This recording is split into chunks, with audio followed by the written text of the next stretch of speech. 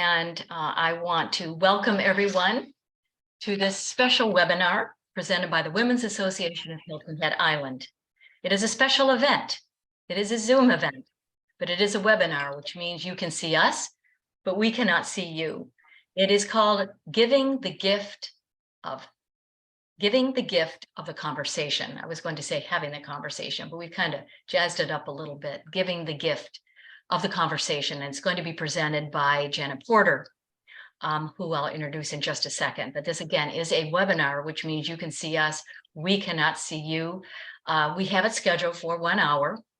It will be predominantly me interviewing Janet Porter. And then we'll take questions from you all in not the chat button, but the Q&A icon on your laptop, either at the bottom or top or whatever. Yesterday, this is very interesting. You might not have known this, but yesterday was designated as National Healthcare Decisions Day, which was established to help bring awareness to all Americans about the importance of making those decisions if you or a family member become incapacitated or at the end of life. And those are difficult conversations to have, and those are difficult things to be thinking about, but very, very important, not only for you, but for your family and maybe even your friends. We are very fortunate to have a WAHI member, Janet Porter, who is really an expert in this area. I've gotten to know Janet through the author series, as maybe many of you have. She has been my colleague and co-chair with Bobby Helbig of the author series with WAHI for, I guess, the last 3 years, all through COVID.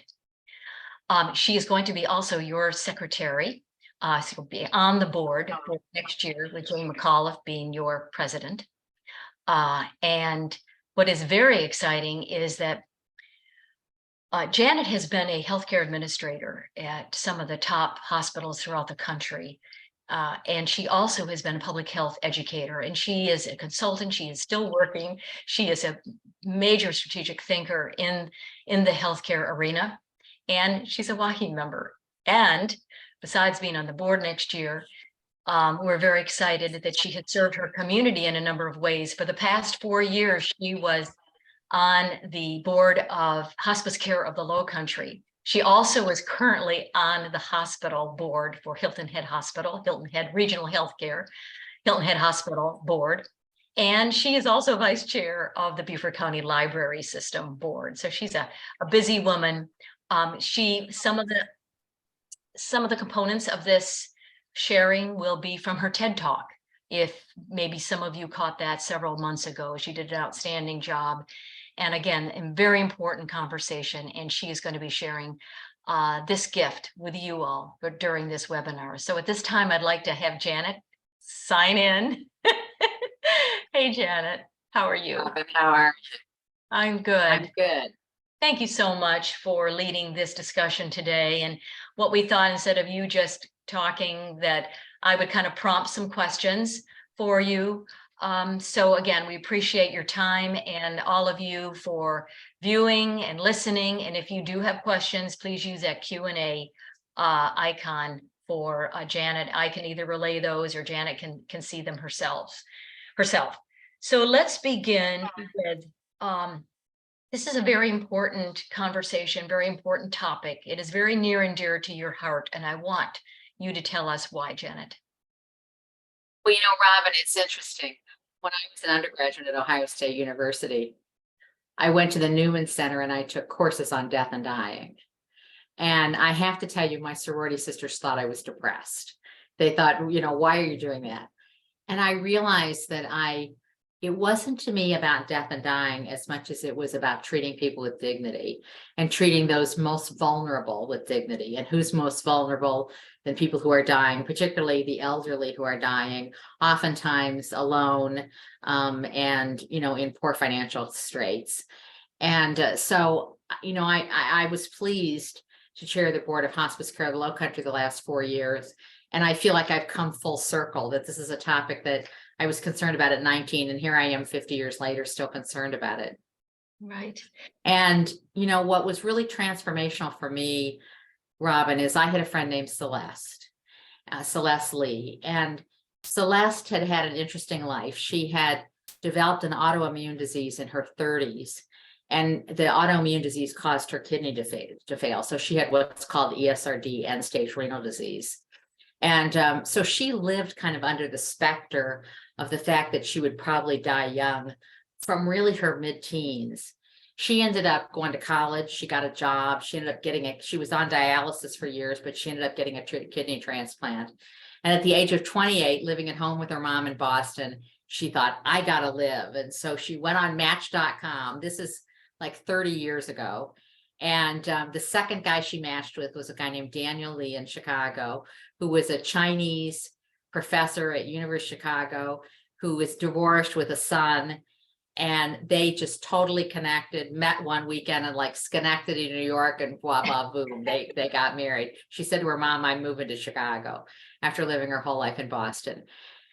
And she proceeded to have a great life with Daniel. She became a stepmom. She became a national expert on patient advocacy and patient engagement. But she knew that her days would be numbered.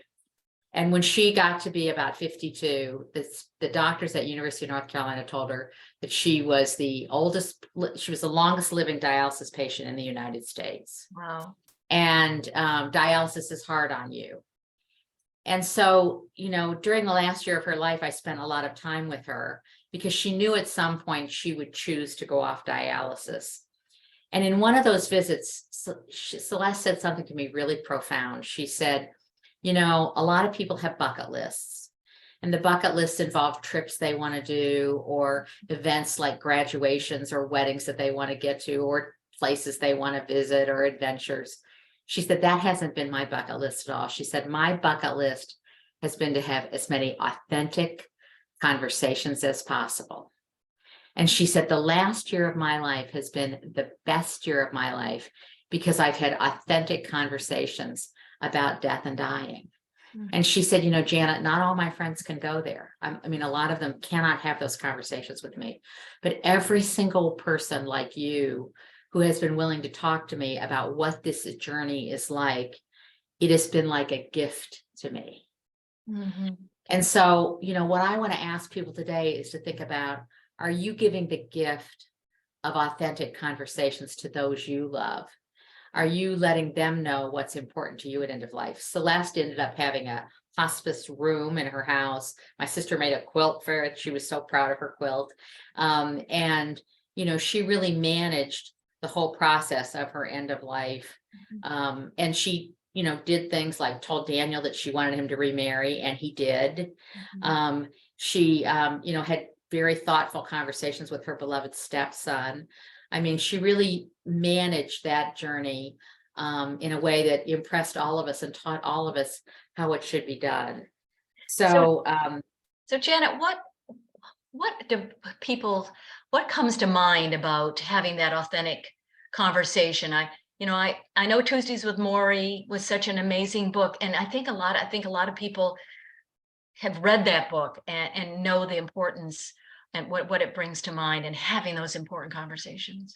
Well, for those of you who haven't read Tuesdays with Morrie, the story is about Mitch Albom, who was a very beloved sports writer in Detroit, who turns on the news one night and sees on Nightline his sociology professor from Brandeis. And his name is Morrie Schwartz. And he's being interviewed by Ted Koppel because he has ALS, Lou Gehrig's disease. Everyone knows ALS from the Ice Bucket Challenge. And, Mitch was so close to Morrie that he immediately got on a plane and flew to Boston and was there on a Tuesday with Morrie. And he had this deep, authentic conversation with him and said, Morrie, I'm going to come back every Tuesday. And that's what he did. He came back every single Tuesday with Morrie until he died. And, the book, Tuesdays with Morrie, is extremely popular. It's sold 18 million copies worldwide. It was on the bestseller list for like years. And Morrie had a lot of profound lessons, but I want to read one of his quotes that I think reflects where most of us should be thinking, which is, as you grow older, you learn more. Aging is not just decay, it is growth. It's more than the negative that you're going to die. It's also the positive that you understand you're going to die, and that you live a better life because of it. You know, Robin, death and dying is a culture for all of us, and how we face death and dying is shaped by our culture. It's what we experience when we grow up. It's what traditions we saw people observe. It's what was death and dying a taboo subject? What rituals were observed when someone passed in the family? How were they memorialized? And how was their life celebrated? And then we as adults mimic that behavior. And the culture is very different in Vietnam than it is in Bulgaria, than it is in, Botswana. We all have a culture around how to recognize what is inevitable, which is that all of us are going to pass. And so we're a product of that. And when I help people, when I talk to people who are having a hard time with the loss of a loved one, what interests me a lot of times is they'll say, I have a friend who said, I never got over the death of my parents. And I said, well, how long ago did they die? She said, about 30 years ago. And then she said something very profound. She said, my mother never got over the death of her parents. That kind of learned behavior about how we grow to accept this and love and respect the person forever and carry them in our hearts. It's a part of a culture. I also want to say, Robin, that, I want people to be able to ask questions of me during this, because this is a conversation. So anybody should feel free to write in a question and I'd be glad to answer it. So you were just talking, Janet, about, what shapes our thoughts about death and dying, and you have some stories to tell. So you want to share maybe a couple of those stories. That story of Celeste was powerful, and of course, Tuesdays with Mari. My brother, I think I told you, passed with ALS in 2018. He had no wife and no children because he had suffered from depression and anxiety his whole life. And he did not want to have that conversation. But yet I will say that his final days, his final months were probably one of the most joyous times of my life. It brought my sister and I together. And it was a very joyous time, but Chuck was just very private, and he just, I would try to ask him those questions. And I know you're going to give us some resources about how to begin that conversation, but I didn't mean to go off and to talk about Chuck, but it was very difficult. So maybe some stories you can share about how we, what shapes our thoughts. You know what, Robin? Every single person on the webinar today has a Chuck story. Every single person has a story about how their grandmother passed, or how their, daughter-in-law, passed, or how their best friend from high school. I mean, we all have stories of good deaths and bad deaths. And what we all aspire to do is have a good death. And so part of this discussion is about, you're not likely to have a good death unless you do some planning. And so that's what I want to help people to do. That's what I'm passionate about. And as a board member of Hospice Care Lowcountry, we have a weekly meeting called IGG, Interdisciplinary Group Meetings. And we talk about what's going on with all of our patients. And we're carrying on any given day for about 55 to 60 patients. And, the family dynamics. Yes. And we have so many tough stories about families who disagree, families who splinter and never speak to each other again, who can't agree on what to do for mom, or who don't agree about the disposition of the assets. And, everyone who's dying, particularly those who are leaving children, they don't want their children to be in, fractured forever. They want it to be a time like it was with your sister. That's what people aspire to, that a death is a passing and a resolution and a making peace. So, like everybody on the call today, you have stories. And, we have a friend, Jim, who was a tax accountant and had pancreatic cancer for 14 years. 14 years, if you can imagine. That's amazing. And when he died, they couldn't find the will, and they hadn't written the obituary for 14 years. I mean, can you imagine? And I have another friend here whose husband fell and was dead within 3 weeks, and he had been fading for years, and he was placed in a skilled nursing facility that she was very unhappy with. And I said to her, well, did it ever occur to you that you would want to know what skilled nursing facility she would be placed in? And she said, no, it never did. And I said, it never occurred to you that that was the path he was probably going to be on.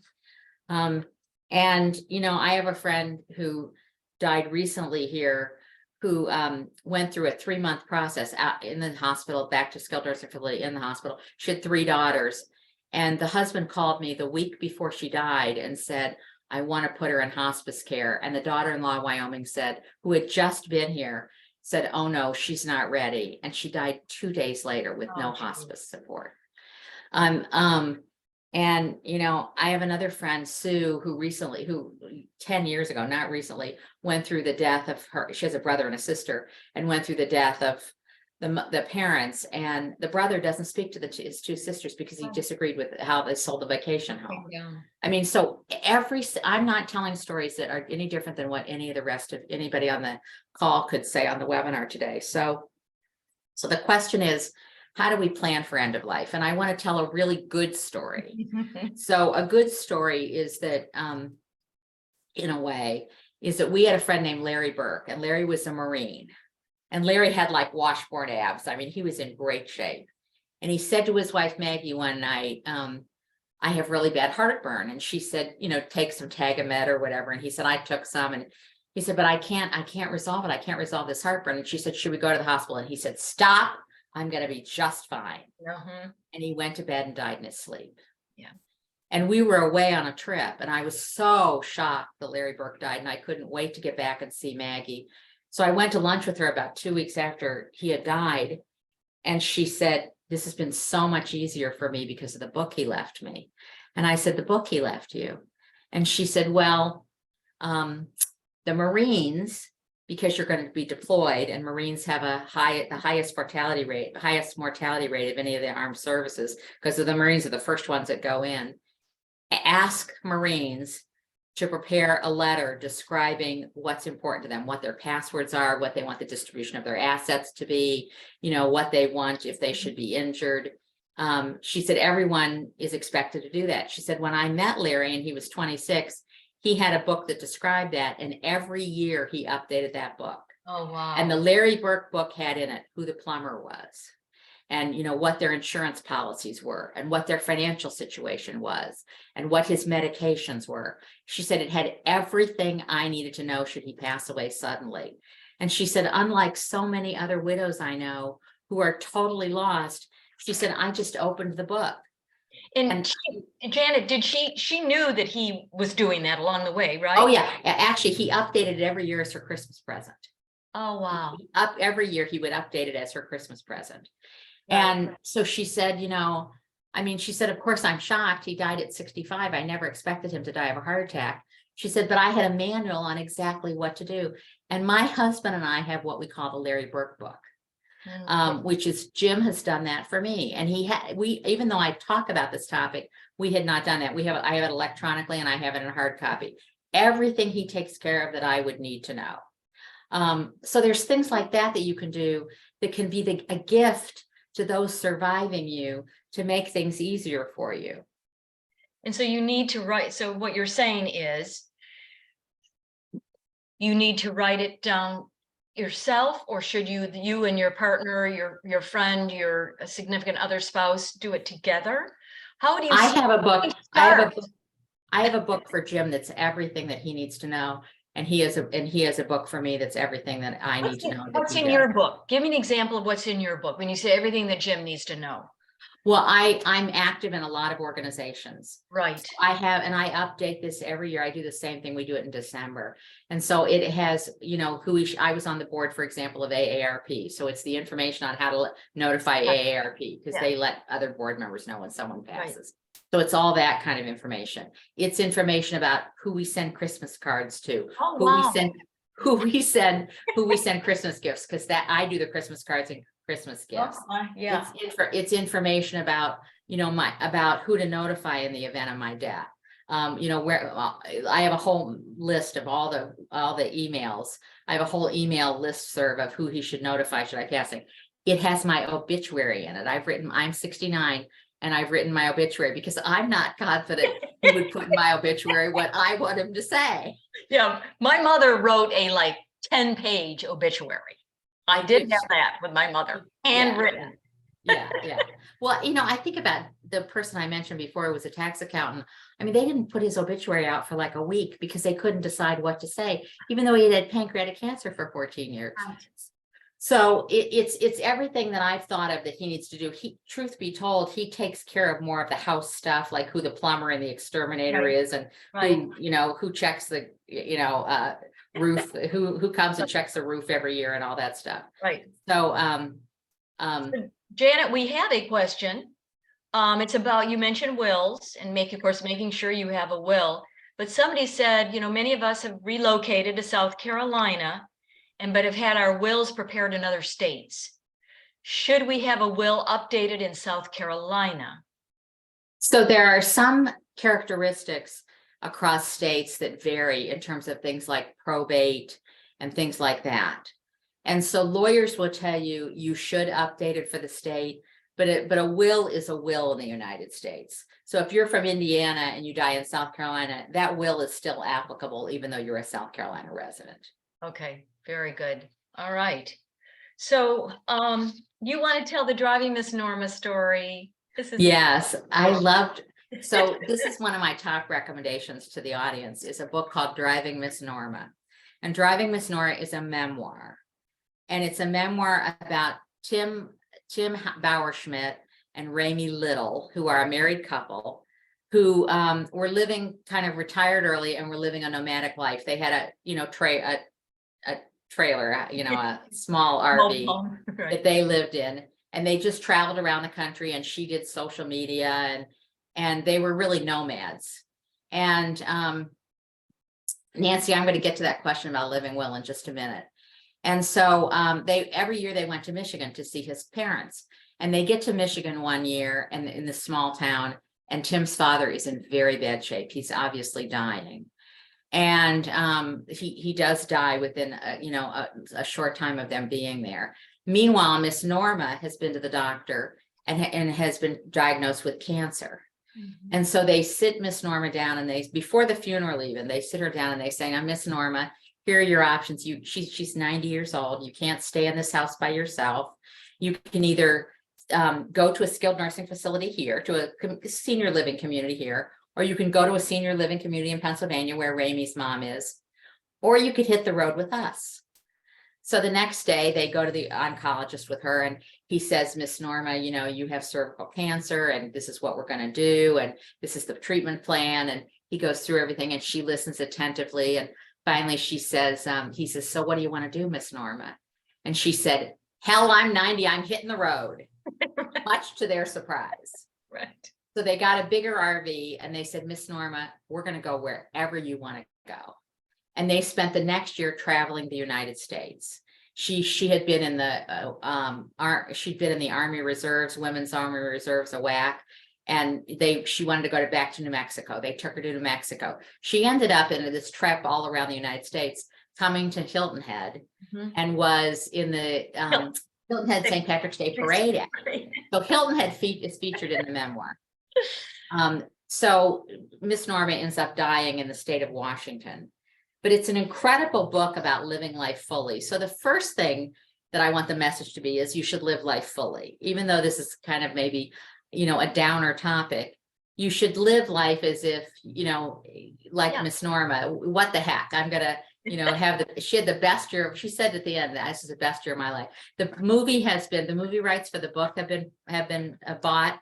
And Lily Tomlin supposedly wants to play the lead in the movie. So we'll see if that gets. We'll see if Hilton Head makes it in the movie. But it's an incredible book about going for the gusto and living life fully. And it also reminds me of Rob and I have a friend, Lucy. We all have friends like this. My husband calls her Crazy Lucy. And I went out to visit her in Salt Lake City one year, and she said, "We're going to go see my psychic." And I said, "Okay." And she said, my psychic's name is Taco." And I said, "Okay." So we go to see Taco, and we are in the room with Taco. Says, "Do you want separate readings?" We said, "No, we'll hear each other's. We're not confidential." So she starts with me, she's talking to me and she's saying, you need to learn to be more authentic. You need to learn to be more connected to people. You need to be more intimate. And I am just like not relating to what she's saying at all. And I'm looking at Lucy and Lucy's looking at me and I'm like, I don't get this. And we go back and forth. Taco says, well, maybe you should go to another psychic. And I said, no, I'm really trying to hear what you have to say, but I'm just not relating to it. And finally she burst out and says, your husband's going to die within a year. And, I go, and Lucy goes, and I thought, oh my God. And when we got out of there, Lucy said, you cannot tell, anyone that you cannot tell Jim. And I go to the airport and I call my best friend in Minnesota and I'm like, Jim's gonna die. And my best friend's saying to her husband, Rick, Jim died. And I'm saying, no, he didn't die yet. And she's going, no, he didn't die. It was a whole comedy routine, but I'm sobbing. And right. So I think I'm not going to tell Jim, but I thought if he has a year to live, we're going to have a heck of a good time. So we went on trips and whenever anything came up, it was like, let's go for it.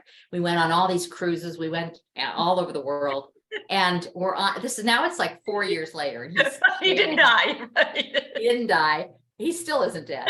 And we were in like Norway and he says to me, we're laying in bed and he says to me, haven't we had a good time the last 3 or 4 years? And I said, yes, we have. Do you want to know wwhy that is? And he said, yes. And I said, well, you're supposed to be dead. And he said, what do you mean I'm supposed to be dead? I said, well, Lucy, Taco, the psychic Taco. He said, honey, has this been bothering you? And I said, of course it's been bothering me. And I said, but I didn't want to tell you because I didn't want you to be upset. He said, you really think I'm going to believe something a psychic named Taco told you? But you know what? It made me think. That's it right. stopped me in my tracks. We should treat those we love as if all their time is precious. I love that. And so we should get on the plane and go to the son's graduation. We should get on the plane and go to the graduation. And here we are now, like 8 years later, Jim's still hale and hearty. But meanwhile, we've had a heck of a good time. Well, Jan, it's like when, I wish I had told her I loved her this morning when I went off to work, when I went to work and she ended up, yes, those little things, or giving that extra hug. And it's like, no, they'll be here tomorrow. They'll be here, later today. And every day, I have said, this is kind of my mantra, every day is a gift. Every day is a gift. It is. You have to, and here I'm talking to myself, I'm doing this and doing that and very active, and I don't take the time to smell the roses, and that's not maybe the proper term, but to just do, just throw stuff to the wind, just do, stuff that, I don't know, it's just, I just feel like I have to be productive. I don't know. Yeah. Well, part of the thing we want to talk about today is having the conversation.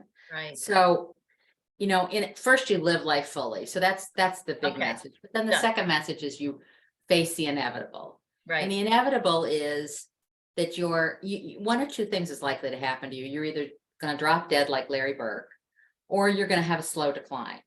And so you become familiar with what resources you need if you're going to have a slow decline.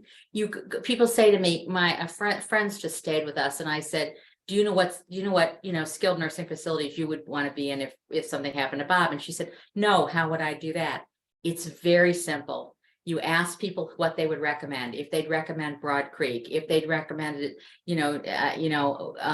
Prentice, if they'd recommended various places on the island. And then you call them up and you say, I'd like to come and have a tour. Mm-hmm. And you literally walk through the facility and you notice how the staff treat the residents. You notice if it smells, you notice what the food trays look like. And because otherwise you are literally, whether you live in Hilton Head or you live in Poughkeepsie or you live in Indianapolis, you are at the mercy of the discharge planner who is on that shift, who's going to push you into one skilled nursing facility or another. And it may, like my friend who had the husband who got, died 3 weeks after a fall, mm-hmm. You may get sent to one that's not of your choosing. And so you become familiar with that. You become realistic about what it's going to be like when you have limited mobility, and you put up grab bars, or you move to a 1-story home, or you let me see, somebody wants to see captioning. Let me just do Closed that for a captioning. second. Right.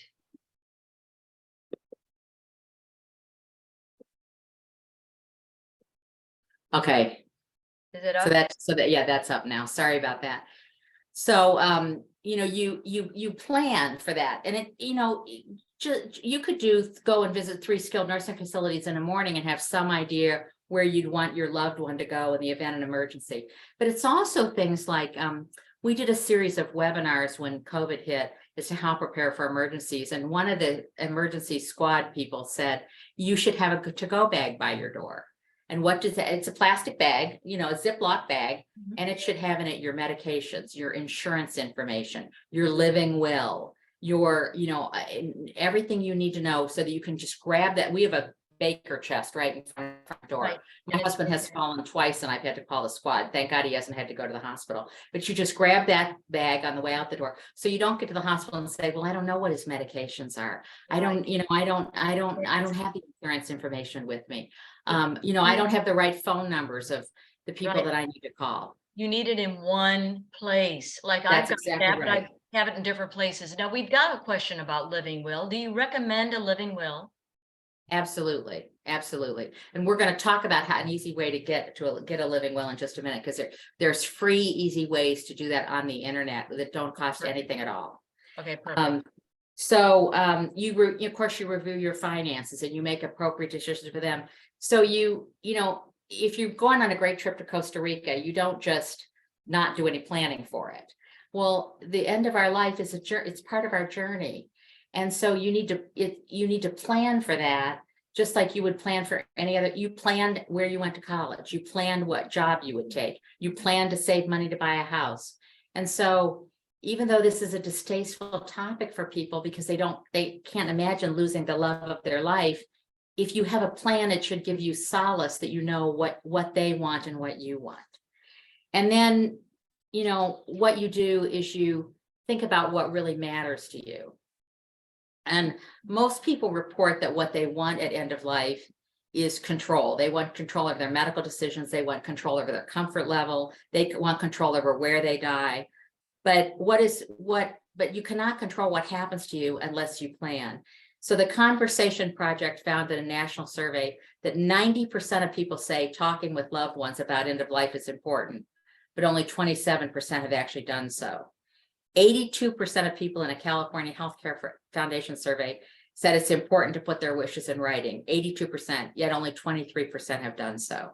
80% of people said in that same survey that if they were seriously ill, they would want to talk to their doctor for medical treatment about end of life, but only 7% have initiated a conversation with their doctor. So we know it matters, but we don't take the initiative. So what I want to do is talk about the medical profession has medicalized the dying process. So they've made it about who your healthcare proxy is, who should represent you at end of life. And they've made it about what you want your medical wishes to be. Do you want to be put on a respirator? Do you want a feeding tube? That the medical field has made it a whole series of things about medical decisions. The legal profession has been about it's a disposition of your assets. Right. You know, who do you want to be your power of attorney? Who do you want to, how do you want your assets distributed? The funeral industry has made it about, you know, what do you want your services to be like? How do you want to be recognized? All those pieces are important, but the process of dying is a social process. And so the question is not, what do you want in all those instances? The question is, what matters to you? And what matters to you is that you reconcile with your brother. What matters to you is what's going to happen to your beloved dog. What matters to you is that you want to be able to take your grandchildren to Disney World before you die. I mean, so that doesn't fall in the bucket of, you know, legal or medical or funeral home business. And those are the really important questions that you need that a conversation like this you should have. So the way we communicate this is, I'm going to give you this great resource. Okay. And this is a resource. This is called the Conversation Project. And you can get a booklet like this from them. You can download it free from the internet. And it's just theconversationproject.org. Theconversationproject.org. Okay. Theconversationproject.org. And you Right. Is it a free booklet? It's a free booklet. And it prompts those questions? Let me tell you what it walks you through. It walks you through a 4-step process. So the first part is you reflect on what matters to you by yourself. You think about, and it gives you a series of questions to ask. And it's questions like, what do you need to think about or do before you're ready to have the conversation? Do you have any specific concerns that you want to talk about? For example, making sure finance is in order or making sure a particular family member is taken care of. It's about reflecting on what are your wishes? What's important to you at end of life? And step 2 is thinking about what do you most value? Where do I stay? Where, as a patient, would you like to be involved in all your decisions, or you just want your spouse to take care of it? As a patient, how do you feel about comfort care? How do you feel about extraordinary measures? It asks you to think about all those things about yourself. So that's the first step. The second step then is you think about, who do I want to tell this to? And when do I want to do it? And how do I want to do it?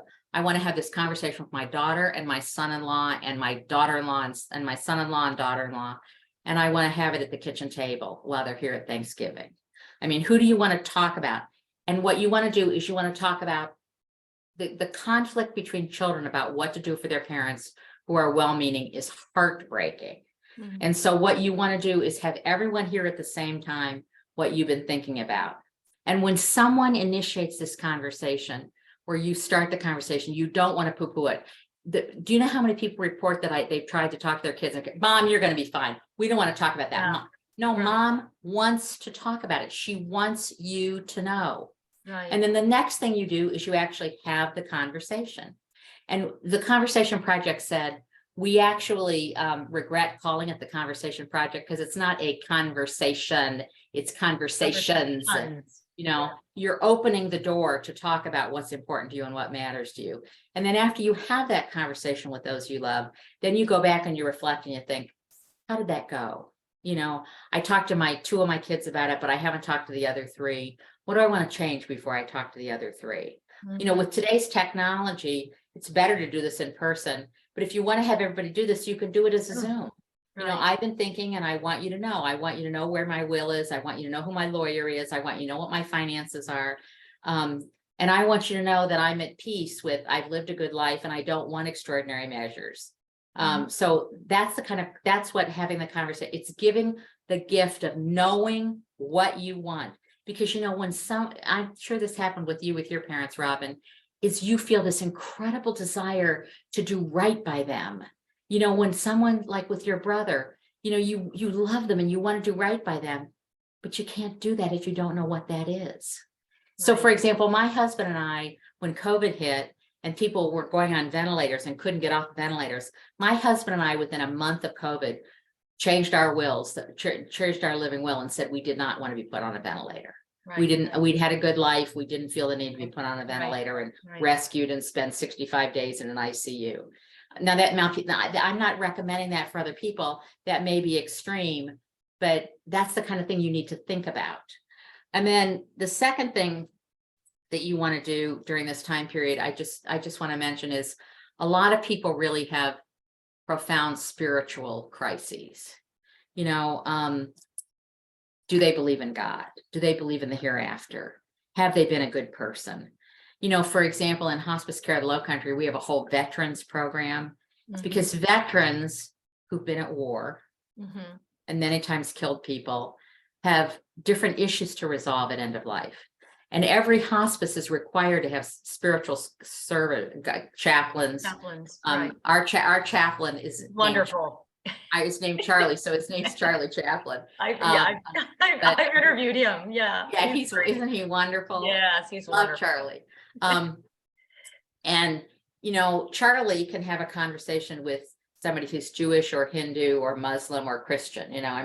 Because it's about like, what is your spirituality and what does it mean to you?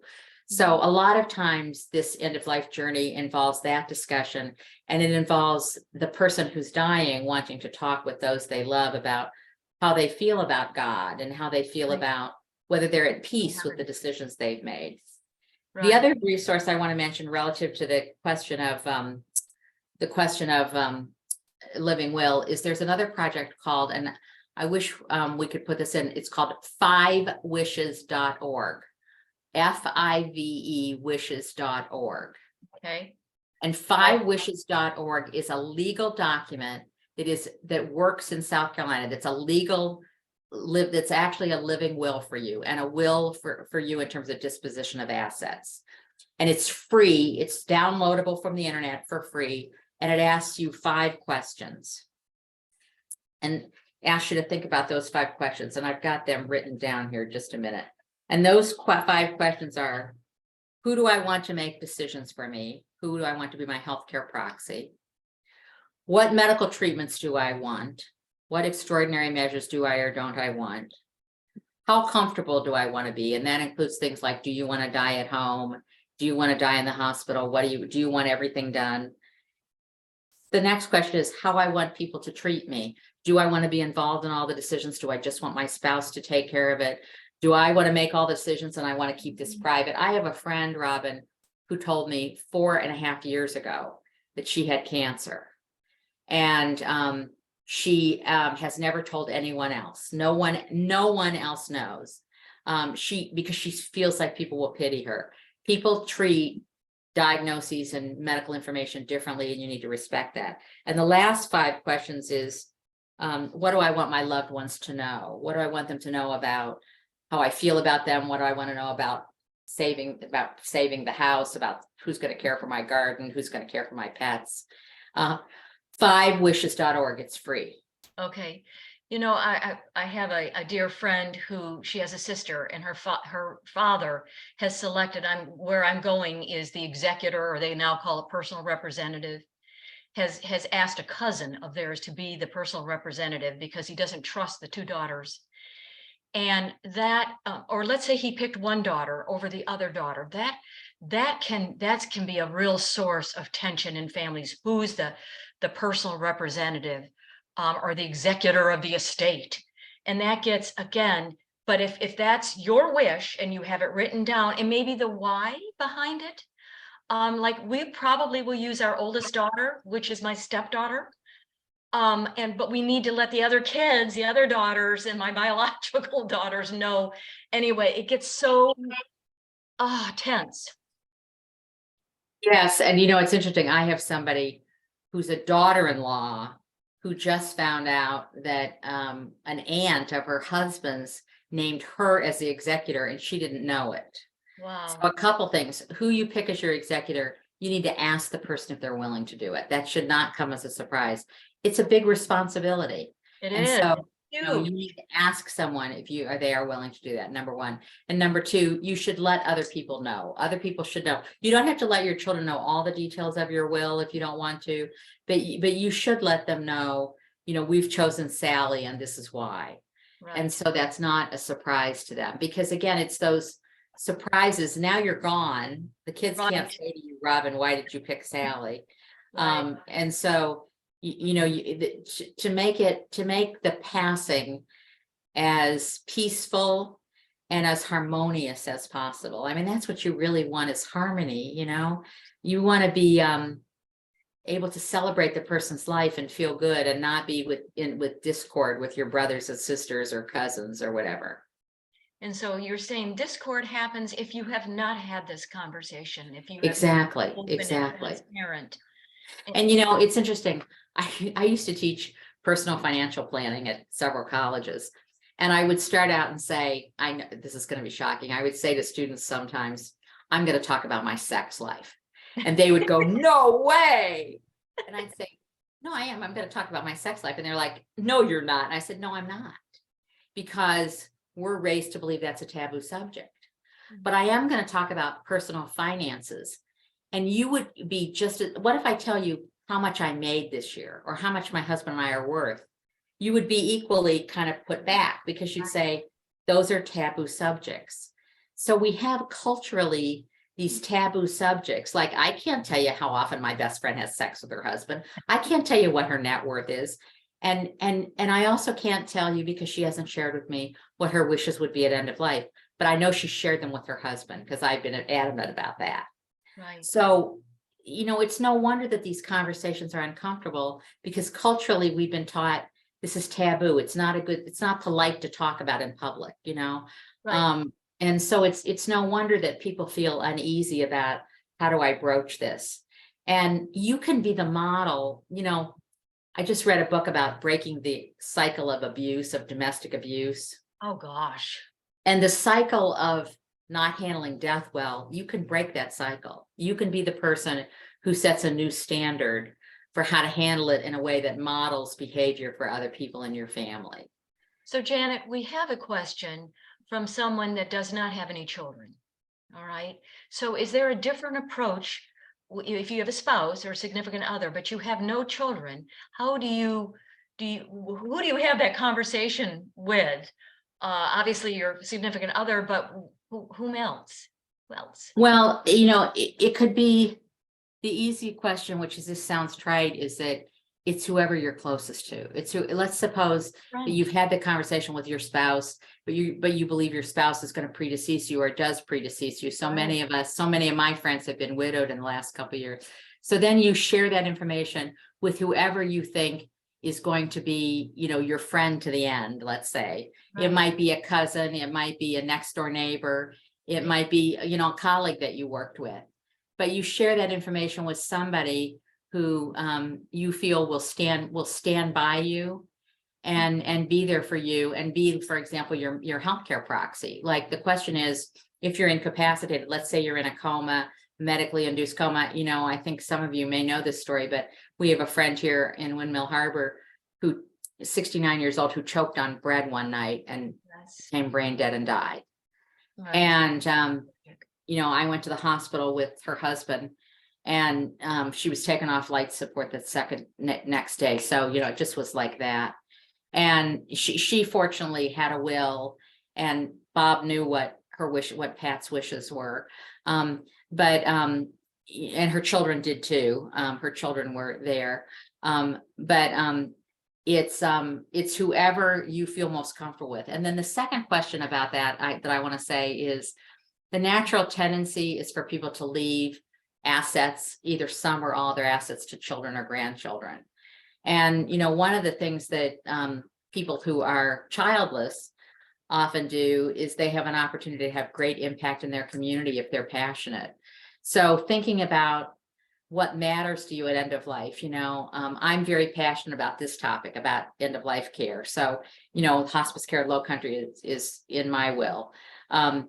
Not for everything, but that's important for me to mention. So this is your time to think about, what do you want your legacy to be? Right. And it might be that you tell great jokes, that's your legacy. But it might be that you really want to make a difference with a not-for-profit that feeds the hungry, or gives scholarships to underprivileged Right. children, or whatever. Right.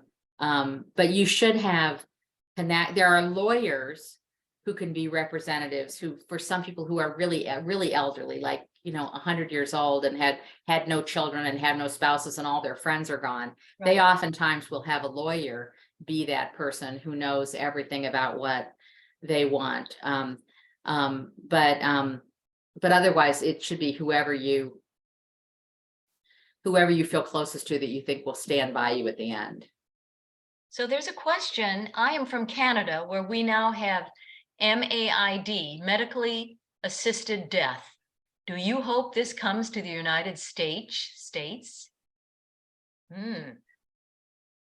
So, I think this is a controversial topic, and as you know, we've had we'll call it assisted suicide, or medically assisted suicide. We've had state by state laws passed, and I've lost track, but I think it's something like 11 or 13 states have passed laws around, they're very prescribed around medically assisted suicides for people who have terminal illnesses and no longer live. I think we should be able to determine our destiny. And I don't think people should suffer needlessly. So I think the safeguards that people want in place to make sure that they don't take advantage, that people aren't taking advantage when they're old and elderly and vulnerable, and people want grandma's assets, are absolutely important. There's important for there to be safeguards for that. But I think people should be able to control their own destiny. Okay. So Janet, another question. Should I have a separate will from my husband? Should we have two different wills? What are your, You know, I'm not a lawyer, so I think you should ask whoever your lawyer is. And I've heard lawyers give different opinions on this. My husband and I have separate wills. Okay. But I don't actually, some lawyers, it varies by state, and I don't know South Carolina well enough. So I would say to the person who asked that question, it's an excellent question. Thank you for asking it. But I would say that you should ask your lawyer what the advantages of one will versus two wills are. Regardless, your wills should clarify what your disposition of assets are, and should really think strategically. For example, we recently had a big surprise at Hospice Care Low Country, and that we got a very large bequest, and it was from somebody, nobody knew the name of this woman. And it turned out she had died 20 years earlier, and she had no children, but she had left specific amounts to be left to nieces and nephews for over the next 20 years. And then after the 20 years was over, whatever the principle was to go to Hospice Care Low Country. oh, wow. And it was a very nice bequest for us. And we've really tried to honor her legacy. But she wanted to, provide resources to those she loved. But then she had been a patient of Hospice Care Low Country, it turns out, we discovered later on. And so you should be thinking about the important thing is what matters to you. The Conversation Project says we ask people when they're sick, what's the matter with you? Yes. And the question instead should be what matters to you. What matters to you? There's a great book called Being Mortal by Atul Gawande. Being Mortal by Okay. Atul Gawande. Okay. Being Mortal. And there's an NPR video that was done of the book. And Atul is just a brilliant physician, very, very thoughtful. He's a big writer for the New York Times. And in the movie, in the whole movie, I remember there was one scene where the doctor and the nurses come in to talk to a woman who's got a big distended stomach, and they say, you need to be in hospice care. And she said, well, doctor, you just have to get me well enough. I want to take my grandchildren to Disney World. You just have to get me well enough to get my children to Disney World. And then they show on the screen, she died 5 days later. And you think, if they had the conversation with her a year earlier, that they were going to be able to extend her life, but what she had was terminal, would she have been able to get to Disney World with her grandchildren? And did they wait too long to have that conversation? Of the whole hour-long show, that was the part that just broke my heart. That I know what mattered to her. What mattered to her couldn't be was that honored. one. Right. Yeah. And I want to say also, Wahi is a big, loving community of women. And, I've found great friendships in Wahi with Robin, and, you're one of them, and Luann Rosenfeld and Nancy Fish. And, we've all gotten to be friends through working on Wahi together. And many of us have moved here from other places and don't have children, don't have next door neighbors that we've known forever. And I've found the women of Wahi circle around each other and provide a lifeline for each other. And I see Wahi as part of my lifeline because I don't have children, and I have an older husband who will probably predecease me.